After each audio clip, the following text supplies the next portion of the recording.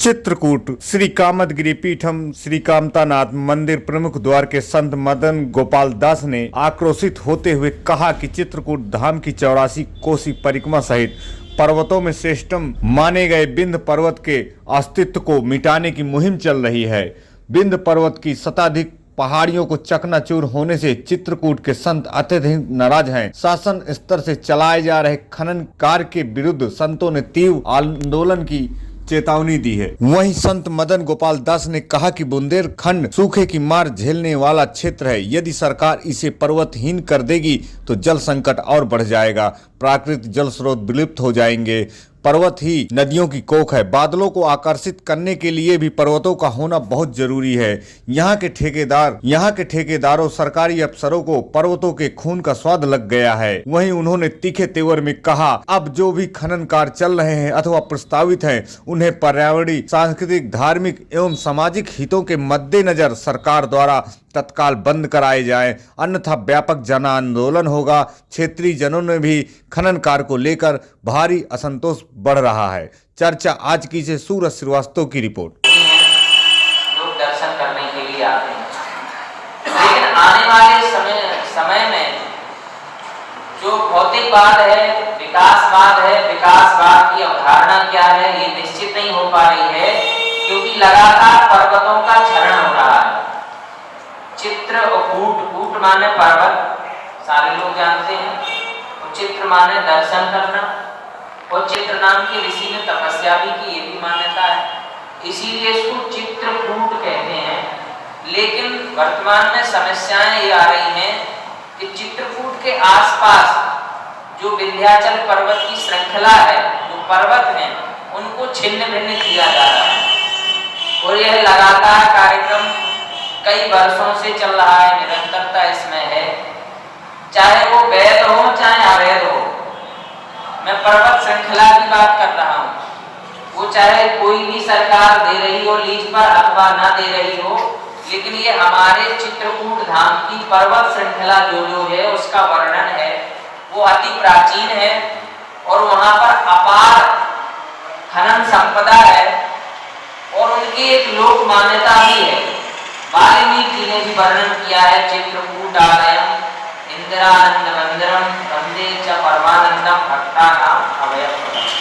चित्रकूट में जितने भी कूट हैं वो भगवान राम की लीला स्थली के रूप में है, मंदिर के रूप में है, और उनकी कोई ना कोई मान्यता है। चाहे हम भरतकूट जाएं, चाहे हम रामसैया जाएं, सुतीक्षण जाएं, सरभंग जाएं, सती अनसुईया जाएं, हनुमान धारा जाएं, आदि जो भी पर्वत श्रृंखलाएं हैं, और मुख्य में केंद्र बिंदु कामदगिरी है। तो कामदगिरी के ठीक है मंदिर आसपास हैं, हम सारे लोग, वहां तक खनन प्रारंभ हो चुका है। तो इसके लिए हम सभी को जागना होगा, इसको जन आंदोलन बनाना पड़ेगा, और वर्तमान में चाहे जो स्थितियां परिस्थितियां हों, हमें जन संवाद करना है, उन तक पहुंचना है, जन जागरण भी करना है, और निश्चित रूप से यहाँ पर अनादिकाल से इसका नेतृत्व, धाम का नेतृत्व साधु संत ही करते आए हैं, ऋषि मुनि महात्मा करते आए हैं, और पूरे विश्व में संदेश भी देते आए हैं। तो निश्चित रूप से ये संतों की पीड़ा है, और मैं संतों की पीड़ा को लेकर के आपके मध्य में उपस्थित हुआ। मैं अभी कुछ दिन पहले इस पीड़ा को लेकर के वहां से संकेत आए, लोग भी हमारे पास आए। वर्तमान में विंध्यवासिनी देवी है गिरवा में, बांदा जनपद में आता है, चित्रकूट धाम मंडल में ही आता है। वहां के लोग भी आए, और वहां पर मैं गया भी हूँ। तो वहां पर कई पर्वत श्रृंखला हैं जहां आज भी मंदिर बने हुए हैं, शिवालय बने हुए हैं, गुफाएं भी बनी हुई हैं, और मुख्य में देवी जी का प्रमुख स्थल बना है, जिसको हम खत्री पहाड़ कहते हैं वहां की भाषा में। तो वहां के आसपास भी पहाड़ों की लीज हो चुकी है, जहां वर्तमान में भी पूजा हो रही है, साधु संत भी रह रहे हैं, और प्राचीन मंदिर भी बने हुए हैं। वहां पर वीरान की स्थिति आ गई है, बहुत गहरी खाई वहां पर भी हो गई है। वहां मैं खुद देख के आया, फोटो भी वीडियो भी है, और वहां के लोगों से भोजन संवाद भी मेरा हुआ है।